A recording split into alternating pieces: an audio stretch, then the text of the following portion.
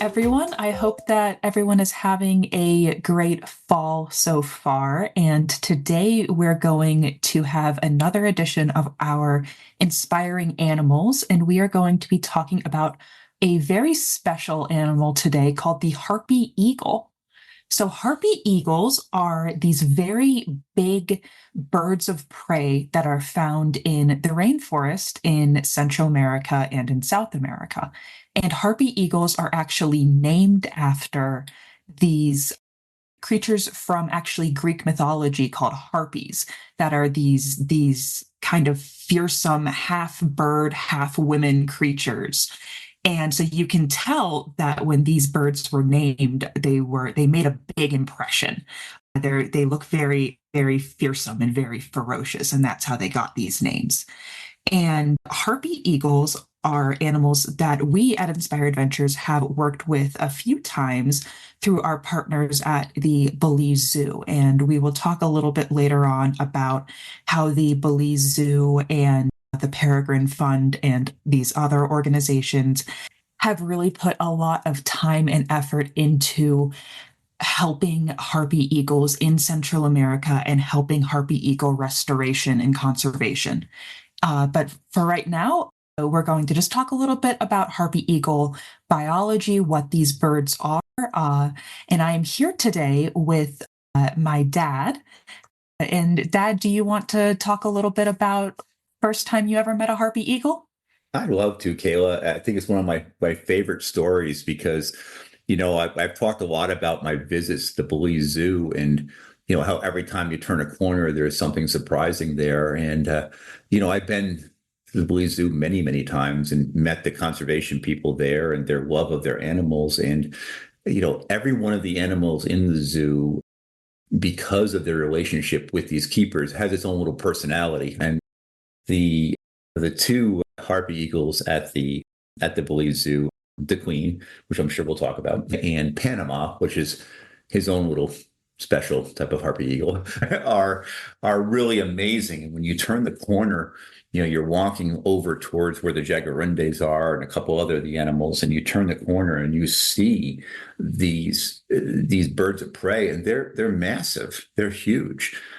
The females are always bigger than the males, as is typical. Panama's a lot smaller than the Queen, but these are really impressive. And I can see a little scary. They have this crazy crown, as we'll try to talk about. And my experience with them was really one of awe when I first saw them.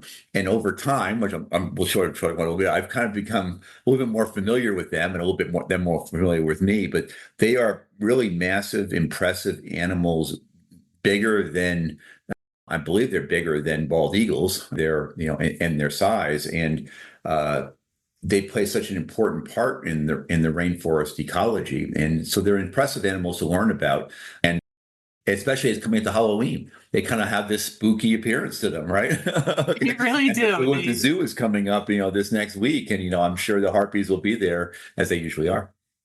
Yeah, they're very impressive animals, and I'm sure we'll have some links to our website where you guys can go and see pictures of these animals and even videos of these animals. We have a few of.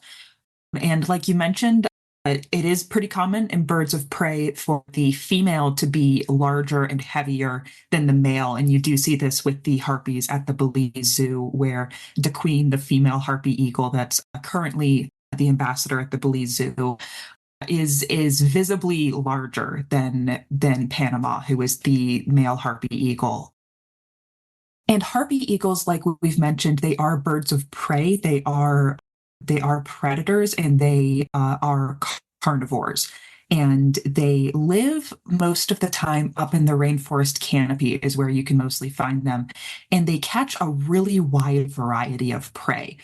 They catch pretty much anything they can get their talons on. They've got these very impressive, strong talons. And this includes anything from small mammals, including monkeys. In South America, they actually eat a lot of sloths, make up a lot of their diet. But we don't really have sloths in Belize, so they really have to switch their prey depending on which part of their range that they're in. And harpy eagles have actually even been known to prey on small deer. So if you can imagine a bird attacking even a baby deer, that does kind of give you a sense of just how strong and fierce these animals are. And harpy eagles, like a lot of other predators, like jaguars, which were the animals that we talked about last time, harpy eagles really need a lot of territory to support them. Not only because harpy eagles are actually territorial creatures. They don't live in flocks. They live pretty solitary, but also because they need a lot of room for the various prey species that support them. This leads into really the importance of harpy eagle conservation. And so in Belize a few years ago, there was a program called the Belize Harpy Eagle Restoration Program. And this was a program that was in conjunction with a few different organizations, including the Belize Zoo and Tropical Education Center and also the Peregrine Fund. So what had happened was that the harpy eagle population in Belize and in Central America in general is not really as strong as the harpy eagle population in other areas, such as in South America. There's a pretty strong population in the Amazon rainforest. Unfortunately, overall, the harpy eagle populations are in decline, but they are more vulnerable in certain parts of their ranges than others. So these organizations came together to try to restore the harpy eagle population in Central America and specifically in Belize. So there was some captive breeding programs and partially taking place in Panama City, Panama, which is where the name for one of the current harpy eagles at the Belize Zoo, Panama, comes from. And what they did was that they were able to release these harpy eagles back into the rainforest, and they were able to monitor them for a period of time to kind of see what happened, to be able to make sure that these animals were doing all right. They found that unfortunately, a lot of the eagles that they released, it was something like, I believe, 18 eagles in just the first couple years of this program ended up actually being killed by humans. And they had found them that they had died of gunshot wounds. And this was, I mean, obviously a big problem, but also kind of ties into some underlying issues in the area, which is that people were essentially afraid of harpy eagles not only attacking them, which it doesn't really happen, but you can see, if you see these birds, you can see someone might be a little afraid of them, but also that harpy eagles were going after livestock, specifically like smaller livestock like chickens that people were kind of depending on for their livelihoods. And so people would see these eagles and think that they were a threat either to them or to their livestock and would kill them. So this kind of highlights some really important work that had to be done in conjunction with releasing these animals, where it wasn't enough just to, you know, raise these new eagles and release this population out into the rainforest. You also had to make sure that the people in the area where these animals are being released, the communities in these areas, you really wanted to make sure that they understood how important harpy eagles are to the ecology of the rainforest and how important harpy eagle conservation is. And one of the reasons why this is so important is that harpy eagles are what is called an umbrella species. And an umbrella species in conservation is a species where if you focus attention on conserving these animals, there's a lot of benefits that come from this to other species in the rainforest, including, though it might seem a little counterintuitive, including a lot of the prey species that harpy eagles target. And you might think, how would releasing these predators back into this ecosystem help the prey species? And the reason is that because harpy eagles, like many, many large predators, because harpy eagles do require so much untouched rainforest, they require their habitat to be protected, and they require these really healthy populations of their prey species. It's not going to help the harpy eagle if there's only, two sloths in the rainforest and the harpy eagle eats both of them and then there's no more sloths left. You need to have these very healthy, sustainable populations of their prey species.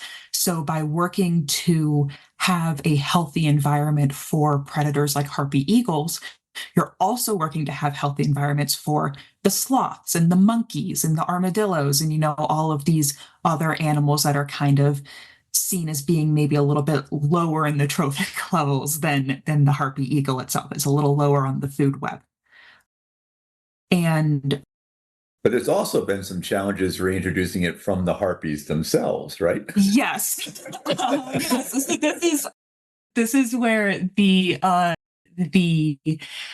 two current ambassadors for the two current harpy eagle ambassadors at the Belize Zoo is, and there's a very funny picture of the Queen, who is the big female harpy eagle, and she was part of this reintroduction program.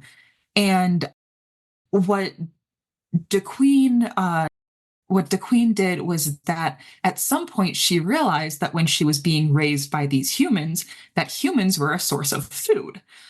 And so when she was released, she kept coming back to the station. And there's a very funny picture of the staff at the station. You have this very, very large eagle, and they're kind of trying to fend her off with a chair to make her go away and make her leave the station. And you have this because she had realized that if I come here, they give me food and I don't have to hunt for it anymore. And eventually, it is always a worry when animals are very habituated to humans and when they don't fear humans. You do want, especially in cases with harpy eagles where there were all of these unfortunate cases of the eagles being shot by humans, you don't want an eagle to look at a human and think this means easy food. We're not their friends. Exactly. You don't want an eagle to be friends with humans. So it was decided, and you can definitely learn more about the Queen's story through the Belize Zoo and through their website. But ultimately, it was decided that it was probably for the best if the Queen became an ambassador instead of being a wild eagle. So she ended up at the Belize Zoo, and she lives a pretty charmed life there. And she is the queen. Trust. I think that most other animals in that area know that she's there, and she is completely aloof to people. She's not at all. She's not a friendly eagle. She just sits back and glares at you, and something that size, I got to tell you, it's impressive. Every once in a while, I've been there. She has actually flown down to be closer to the edge of the enclosure. It is impressive. Her wingspan is what, 7 feet, right? Yeah, it can. I think harpy eagles, their wingspan can get up to above 2 meters. Actually, yeah. So I mean, she's a big one. Compared to Panama, which I'm sure we'll talk about in a moment, which is a very, very different harpy eagle in the big scheme of things. But also, this does tie into what we were talking about earlier about the importance of education and about the importance of these animal ambassadors, because this is what the Queen and Panama, the male harpy eagle, this is what they both do at the zoo now. So they're not just, hanging out at the zoo. They have jobs, basically. And their job is to teach visitors at the zoo about harpy eagles. So when visitors come to the zoo, they learn about the reintroduction program. They get to learn about harpy eagle biology and ecology from the staff of the zoo who have worked so much with these eagles and really know everything about them and have worked with them for years at this point. And then it teaches the visitors at the zoo why these animals are so important and also just how cool these animals are. I mean, it's very kind of awe-inspiring to be able to see an animal like this close up, because most of the time you're never really going to see a harpy eagle, or at least never really going to see one that close. You might see one flying around in the distance, but as we talked about earlier, they are pretty solitary birds, and they do really live pretty deep in the rainforest. Usually they're usually not coming around humans unless they don't really have a choice, unless they're losing their habitat, and that kind of forces them into more contact and unfortunately more conflict with humans. This is where a lot of the conflict arises, is when the harpy eagles start to lose their habitat and they start to lose their natural prey species. And so the animal ambassadors really help people to see these animals up close and to see how really amazing and beautiful that these animals really are, and understand why it's so important that these animals are protected, and why it's so important that we have these programs that protect these animals and reintroduce these animals and strengthen their populations in the wild, so that hopefully we're going to have these animals in these regions for a long time to come. And when it comes down to the harpies, I mean, one of the things is as we go into the Halloween season, and obviously we were featuring harpy eagles, there's a lot of myths about harpies with humans.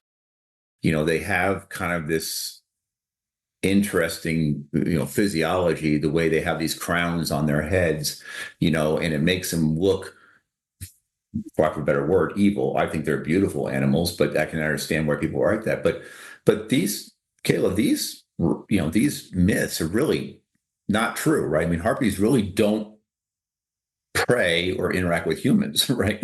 Right. Harpies are not going to go after humans. First of all, humans are much too big for even a harpy eagle to go after. They're not really going to be, aggressive to humans. A lot of the conflict does come that again, harpy eagles will sometimes go after smaller livestock. They will unfortunately sometimes go after people's pets, like their dogs. But again, not this is not because the birds are evil and out to get people. This is because they are losing their habitat, and they are losing a lot of the prey that they depend on. And when, very much like how we talked about with jaguars, with the problem jaguars, where if a jaguar is coming around people and a jaguar is preying on livestock, that's a sign that something's wrong in the rainforest. Because just like jaguars and harpy eagles both, they don't really want to be around people. They like to be very deep in the rainforest. They like to be just off doing their own thing. They're not very social with people naturally. So if you do see these situations where these top predators in the rainforest are starting to be seen by people more and are starting to have these conflicts with people, that's usually a result of the fact that the rainforest habitat is being degraded. It's being fragmented. There's not really enough undisturbed area to support these healthy populations anymore.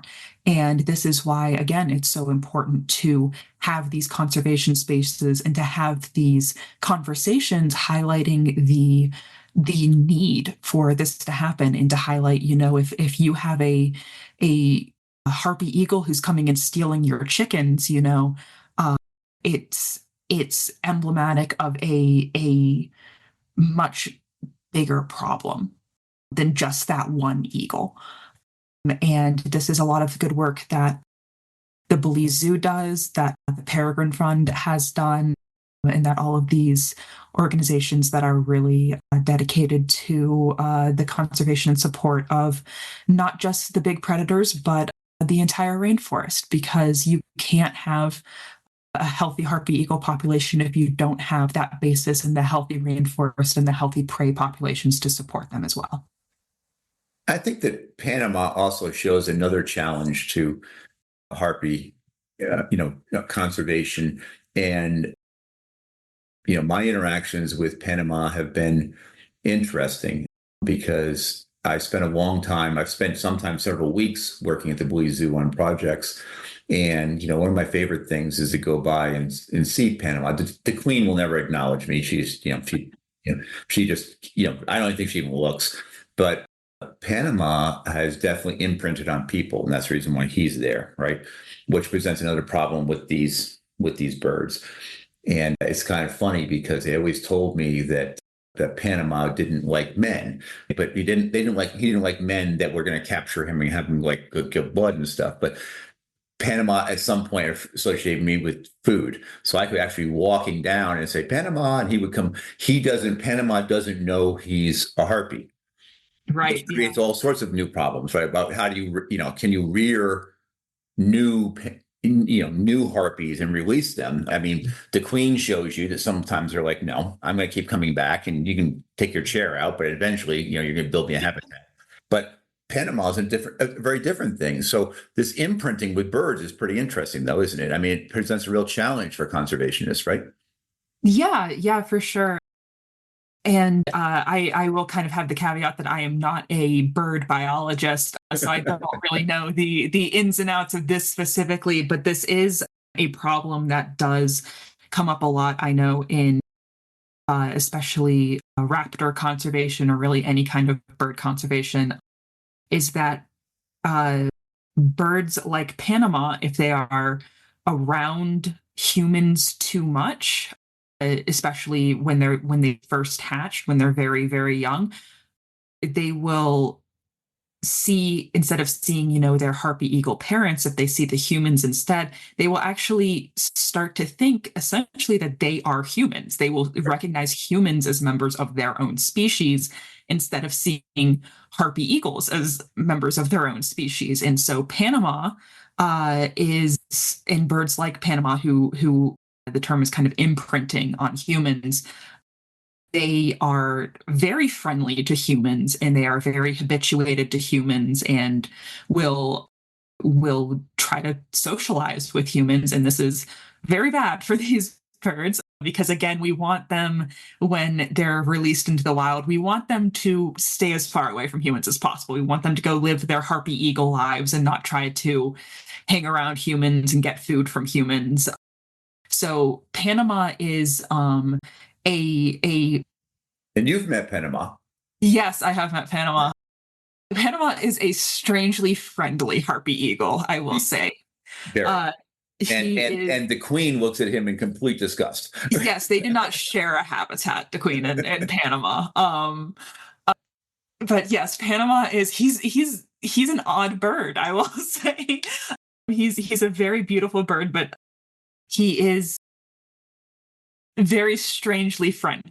I will say that he has really no fear of humans, and again, that might kind of seem like a good thing, but it's not for these birds, or really for any wild predators. We do want them to want to stay away from humans, but Panama doesn't, and so Panama is an ambassador instead. So he gets to again have this very very charmed eagle life at the Belize Zoo, be taken care of by the very dedicated staff, and in return, he gets to teach people all about harpy eagles. And he's very different. Very different. And yep. I think we have some videos somewhere of him.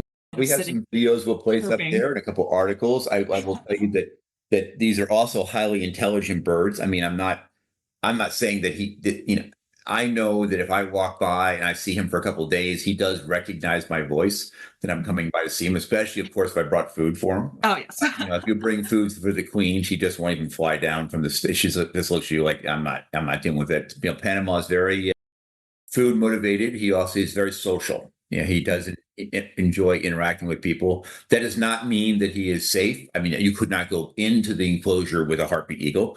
Their talons are impressive, at least, as are their beaks. They are wild predators. He's not domesticated.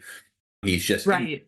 He doesn't know, and that's even more dangerous, is when an animal is imprinted, right? Because they don't know that they can't interact as a bird with them. So right, exactly. Interesting exhibit. Yeah, that is a really important distinction to make, is that there is a big difference between an animal being habituated to humans and an animal being domesticated. These are still very wild animals. And again, going back to the jaguars, there are jaguars at the Belize Zoo.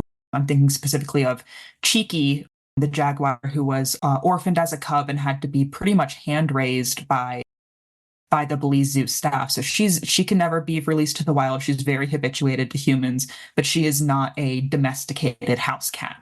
Right. You cannot go into the enclosure with Cheeky. just like you cannot go into the enclosure with Panama or with the Queen, the the staff at the Belize Zoo are very, very cognizant of that, and they do their best to, keep themselves safe and also to keep the animals safe. But yes, it is very important to remember, even when you're going to the zoo and you get to see these animals up close, these are still very wild animals. They're not pets, they're not domesticated, they're not livestock. They are wild animals, and they should be treated as wild animals and respected as wild animals. And I think that that's one of the really good works that the Belize Zoo and these other organizations do, is letting people learn about these animals and teaching them why these animals should be respected and why these animals are so important to the world around us. And I think that's the reason why we chose them as an inspiring animal for this month, because we've had such interesting and informative interactions. As a biologist, I didn't know they even existed. I'm sure I heard about them at some point in time, but to meet them and learn their stories, this is what makes an ambassador. They're not house pets, right? They are very, very wild. And, we get the chance to see them only because the Belize Zoo does not go out and get animals and bring them in. They're there because they've had some unfortunate interaction with humans. Almost every animal in that zoo is, something has not gone their way that they predicted, and that's why they're there. And they've turned them into educational experiences. And when you see a Harpy Eagle, and I hope you go to our websites, look at some of our videos and things we have of them, which are pretty impressive, or our articles about, Harpy Eagles, you're going to learn that these are amazing animals. And if you are interested in learning about birds or animals or things like that, I'm hoping that some of the resources we provided are going to really help you out with this.